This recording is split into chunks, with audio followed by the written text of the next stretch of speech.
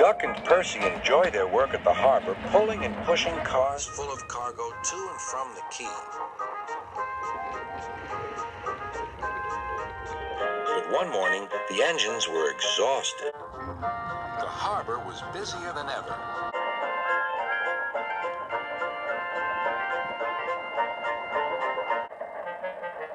Sir Topham Hatt promised that another engine would be found to help them. Huh, it's about time, said Percy. I ache so much I can hardly get my wheels to move, agreed Duck. They waited for the engine to arrive.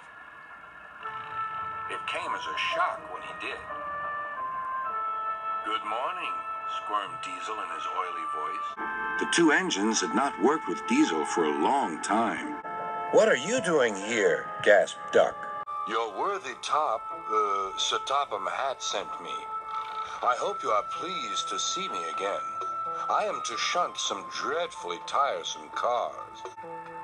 "Shunt where?" said Percy suspiciously. "Where? Why, from here to there," purred Diesel, "and then again from there to here. Easy, isn't it?" With that, Diesel, as if to make himself quite clear, bumped some cars hard. "Oh!" screamed the cars. "Grrr!" growled Diesel. Percy and Duck were horrified. They did not trust Diesel at all. They refused to work and would not leave their shed. Sir Topham Hatt was enjoying his tea and iced bun when the telephone rang. "So there's trouble in the harbor yard? I'll be there right away." Diesel was working loudly and alone. Cargo lay on the quay. Ships and passengers were delayed.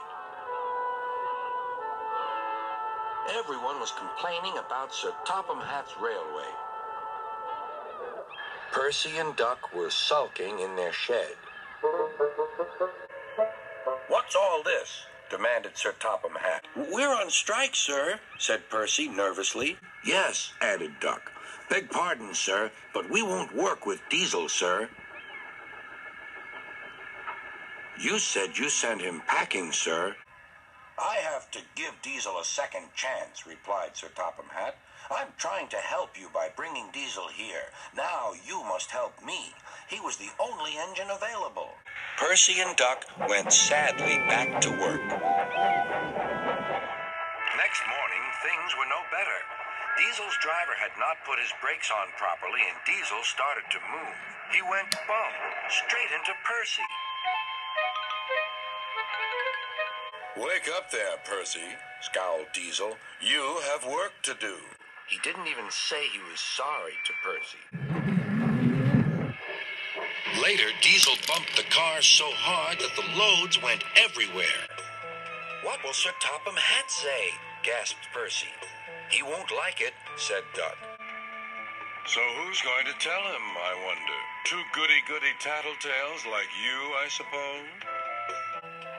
Percy and Duck did not want to be tattletales, so they said nothing. Diesel, thinking he could get away with his bad behavior, was ruder than ever. Next day, he was shunting freight cars full of china clay. He banged the cars hard into the buffers, but the buffers weren't secure. The silly cars were sunk. Sir Topham Hatt heard the news. The cars were hoisted safely from the sea, but the clay was lost. Sir Topham Hatt spoke severely to Diesel. "The harbor master has told me everything. Things worked much better here before you arrived. I shall not be inviting you back. Now, Duck and Percy, I hope you won't mind having to handle the work by yourselves again." "Oh, no, sir." "Yes, please, sir," replied the engines. Whistling cheerfully, they puffed back to work, while Diesel sulked slowly away.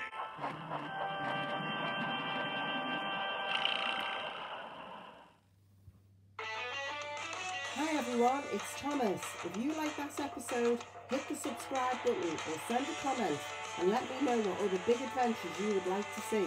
And remember, little engines can do big things. See you next time.